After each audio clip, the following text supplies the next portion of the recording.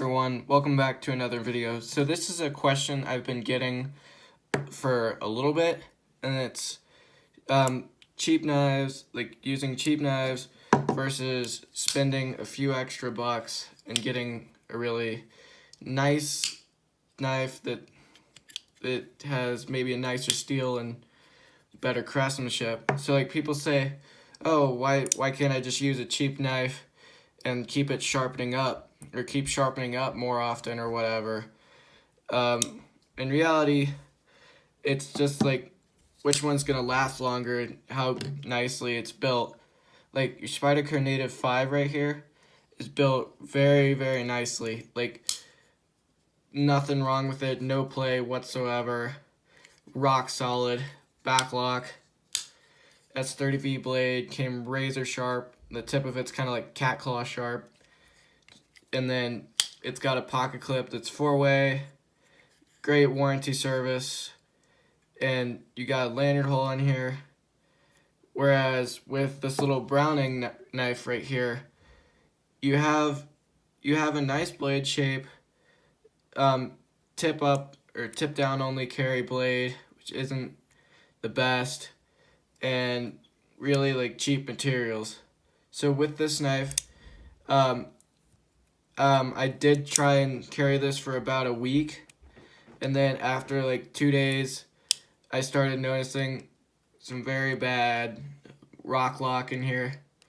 I have the pivot tightened up a little bit now, but if I flick it like that open 12 or more times, or 12 or less times, it really depends. The pivot starts loosening up to where it's bad enough that I can just like almost push the pin through. And then this thing is heavier than this, but you're gonna get better usage out of this. And then grinds are usually not as great. They don't come to a good tip. Like this one isn't really sharp at all, and it's a frame lock, which is good.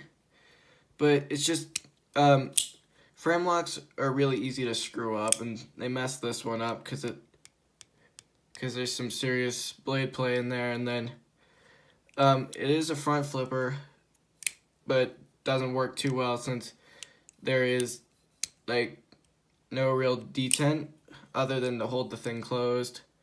Ergonomics are really kind of bad here. Like it hurts to like hold it in reality. Thumb studs are definitely off, whereas with your Native 5, you're getting a knife that you can't flick open, and it's easy to unlock, but you can still unlock it. This is USA made, whereas this one's Chinese made. And then with this one, even though it's lighter, it may feel cheaper to somebody. This one's gonna last you so much longer. And it's made out of better materials, made out of kind of like a Grivery FRN type material. It's a bit bigger, way better ergonomics, but that is just because it's Native 5.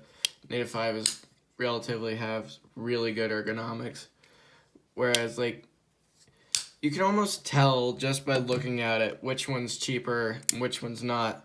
And I'll pull in my mini grip Tillian here as well, where you can almost just tell which one's cheaper. Like these two just look so much nicer and like just have better action and stuff, whereas this guy right here, it will work, you just constantly have to fix it up and Loctite it more and more. Blade centering is not great, whereas on both my Benchmade and Spyderco, centering is spot on. Grinds are pretty well done, whereas this guy's just not good. Like this is my beater knife. Well, it was until stuff started happening, where that started happening and then pivot started doing the funky thing. So I had to find a new beater knife, whereas like some cheap knives, you'll find them that they hold up a little bit better, but typically if it's under 25 bucks, you might not be getting anything good, except like the Kershaw Shuffle and a few others are an exception, but most of the time you're not getting anything relatively good. Like in my other, like, then you're not getting consistent QC. Like where Spyderco, they have really good QC, so like if you get one of them, all of them are probably going to have the same amount of functionability. Benchmade has relatively good, not as consistent, but they do a better job than most Chinese-made companies. Like this one, I bet others you would get them like completely off like that. Thumb studs might even be missing.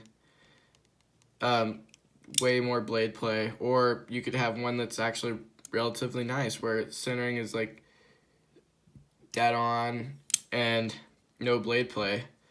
But it's really, like, with cheap knives, it's really kind of a hit and miss. Like with more expensive knives, like these ones are both around $100. This one's probably 15. I would rather save up and get one of these than this guy, because these just feel nicer in the hand and overall are just nicer than this guy. Thank you guys for watching my quick comparison of whether you buy a cheap knife or where you suck it up a little bit and buy a mini Griptilian. Thank you guys for watching, and have a great day.